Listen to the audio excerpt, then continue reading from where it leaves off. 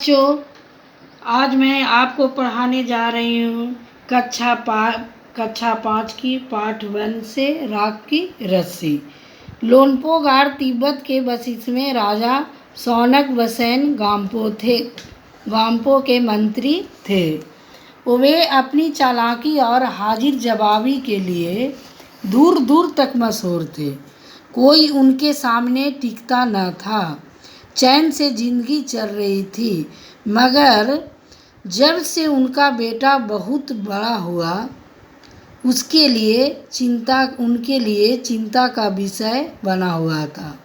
कारण यह था कि वह बहुत भोला भाला था। होशियार उसे छूकर भी नहीं गई थी। लोनपो गार ने सोचा कि मेरा बेटा बहुत सीधा साधा है, मेरे बाद इसका काम कैसे चलेगा। लोनपो गार तिब्बत के मशहूर मंत्री थे। उनकी जिंदगी खुशी से कट रही थी, लेकिन उनकी एक चिंता थी कि उनका बेटा बहुत भोला भाला था। एक दिन उन्होंने अपने बेटे को जौ के भेड़े देकर शहर भेजा और कहा कि उन्हें शहर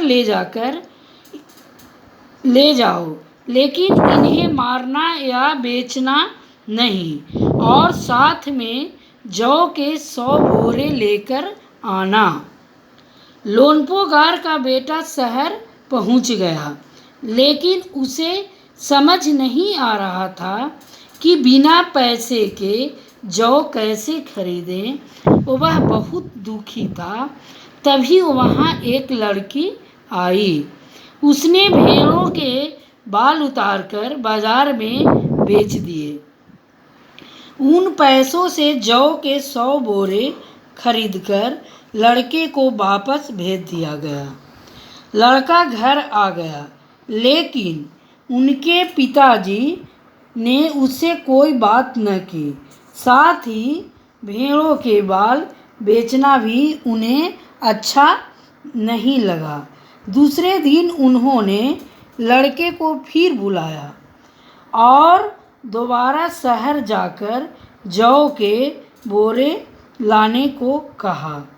लोनपो गार का लड़का निराश होकर शहर चला गया। वह सोच रहा था कि वही लड़की उसके मदद करने आएगी। तभी वह लड़की आई।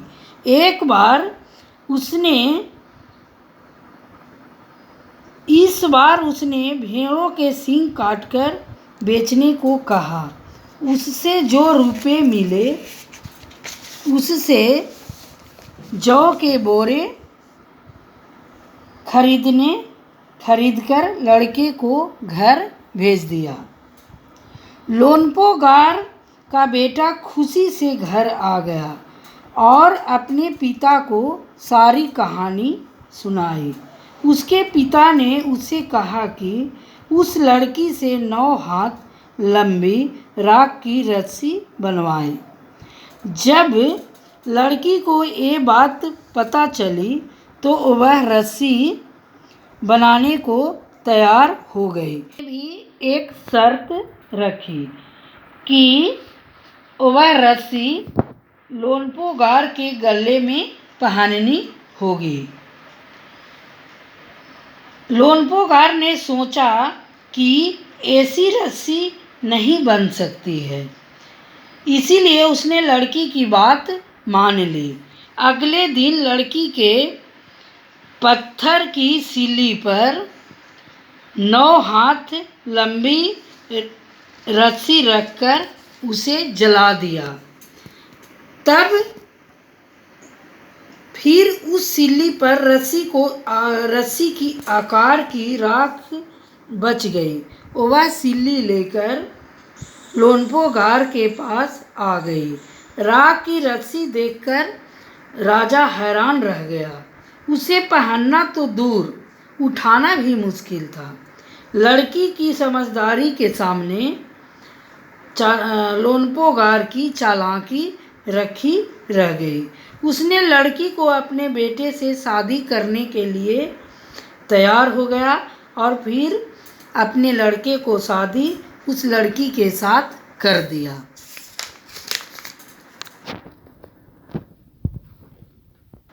तिब्बत के मंत्री अपने बेटे के भोलेपन से चिंतित रहते थे।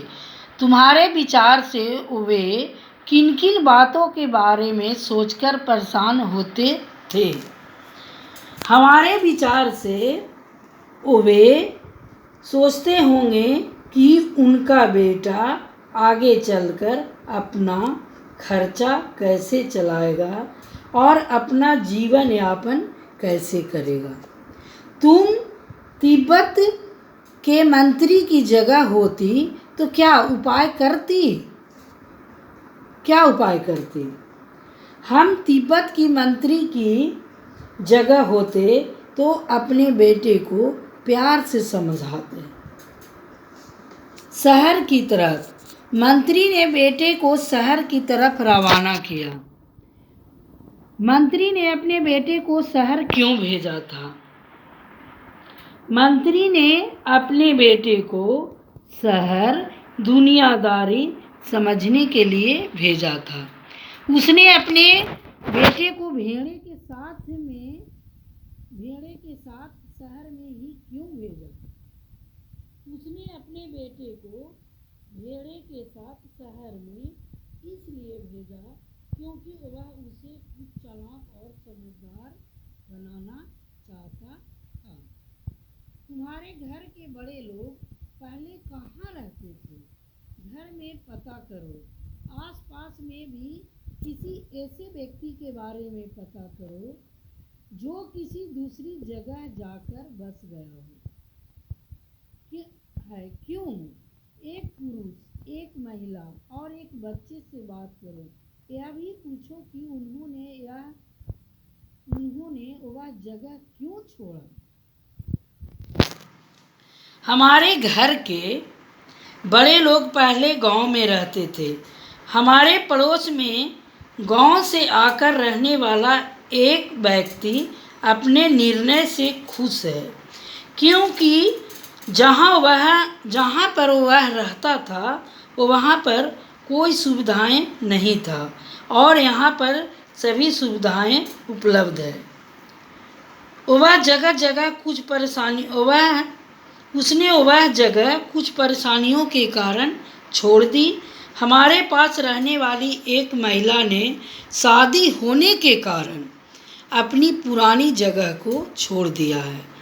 वहीं हमारे पास के रहने वाले एक बच्चे ने पुरानी जगह अपने माँ बाप के साथ दूसरी जगह जाने के कारण छोड़ दिया। जौ एक तरह का अनाज है जिसे कई तरह से इस्तेमाल किया जाता है। इसकी रोटी बनाई जाती है, सत्तू बनाया जाता है, सूखा भूनकर भी खाया जाता है। अपने घर में, स्कूल में बातचीत करके कुछ अनाजों के नाम पता करो। गेहूँ जौ 2 लिखा हुआ है और कुछ अनाजों का नाम अब खुद से लिखना है, जैसे मकई हो गया, बाजरा हो गया, चना हो गया, सोयाबीन हो गया आदि। गेहूँ और जौ अनाज होते हैं और ये तीनों संज्ञा शब्द हैं। गेहूँ और जौ अलग अलग किस्म की अनाजों के नाम हैं, इसलिए दोनों व्यक्तिवाचक संज्ञा है और अनाज जातिवाचक संज्ञा है। इसी प्रकार रिमझिम व्यक्तिवाचक संज्ञा है और पाठ्य पुस्तक जातिवाचक संज्ञा है। नीचे दी गई संज्ञाओं का वर्गीकरण इन 2 प्रकार की संज्ञाओं से करो। ले, धातु, शेरवानी, भोजन, तामा, खिचड़ी, शहर, वेशभूषा। अब 2 तरह की संज्ञाओं से वर्णन करना है। सबसे पहले हम व्यक्तिवाचक संज्ञा का वर्णन करते हैं। व्यक्तिवाचक में आ गया ले, शेरवानी, तांबा, खिचड़ी। अब हम जातिवाचक संज्ञा का इनमें से वर्गीकरण करेंगे। उसमें से सबसे पहले धातु, भोजन, शहर, वेशभूषा आदि। ऊपर लिखी हर जातिवाचक संज्ञा के लिए 3 व्यक्तिवाचक संज्ञाएं खुद से सोचकर लिखना है। अब इसमें से हम सबसे पहले धातु का वर्गीकरण करेंगे। जैसे धातु का हो गया सोना, चांदी, तांबा। भोजन से करेंगे तो भोजन में रोटी, दाल, चावल। शहर से दिल्ली, मुंबई, कलकत्ता। वेशभूषा में आ जाएगा धोती, साड़ी, कमीज। अब है तुम शेर मैं सवा शेर। इस लड़की का तो सभी लोग लोहा मान गए था न। सचमुच में नहले पर दहला, तुम्हें भी यही करना होगा। तुम ऐसा कोई काम ढूंढो जिससे करने के लिए सूझबूझ की जरूरत हो, उसे एक कागज में लिखो और तुम सभी अपनी अपनी चीट को एक डिब्बे में डाल दो। डिब्बे को बीच में रखकर उसके चारों ओर गोलाई में बैठ जाओ। अब एक एक करके जाओ। उस डिब्बे से एक चीट निकालकर पढ़ो। उसके लिए कोई उपाय सुझाओ। जिस बच्चे ने सबसे ज़्यादा उपाय सुझाए वह तुम्हारी कक्षा का बीरबल होगा।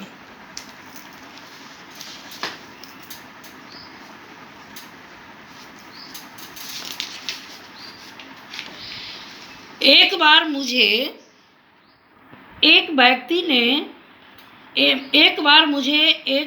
व्यक्ति ने कहा कि तुम पानी का पत्थर लेकर आओ। कुछ सोचने के बाद मैंने उससे कहा कि फिर तुम्हें उस पत्थर को आधे घंटे हाथ में रखना पड़ेगा। उस आदमी ने हाँ भर दी। फिर मैं एक बर्फ का टुकड़ा ले आया और उसे लाकर दे दिया। वह चकित रह गया और सोचने लगा कि इसे आधे घंटा हाथ में कैसे रखूंगा।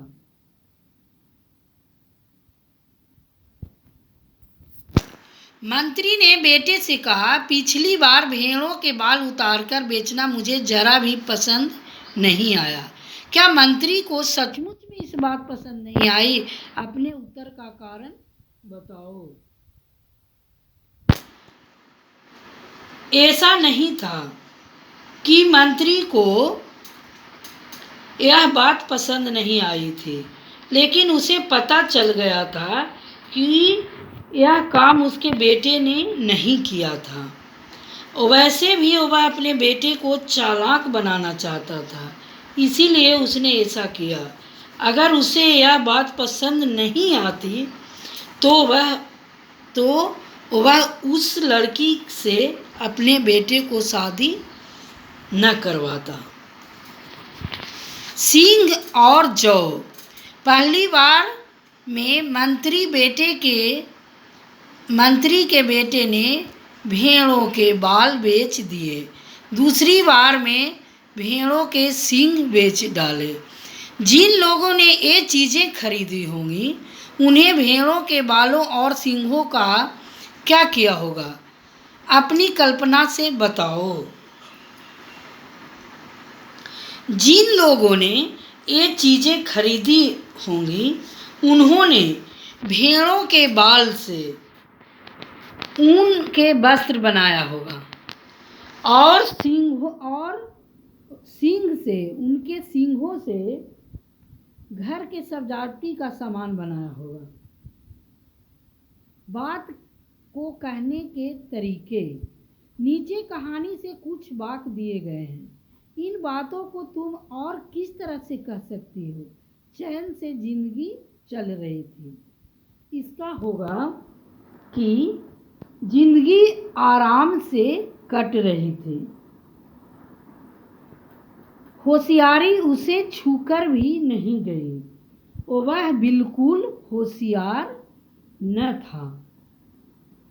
मैं इसका हल निकाल देती हूँ। मैं इसके लिए उपाय निकाल देती हूँ। उनकी अपनी चालाकी धरी रह गई। उनकी अपनी चालाकी किसी काम की नहीं आई। लोनपोगार का बेटा होशियार नहीं था। होशियार और चालाक में क्या फ़र्क होता है? किस आधार पर किसी को तुम चालाक या होशियार कह सकती हो? होशियार का अभिप्राय होता है समझदार होना, जबकि चालाक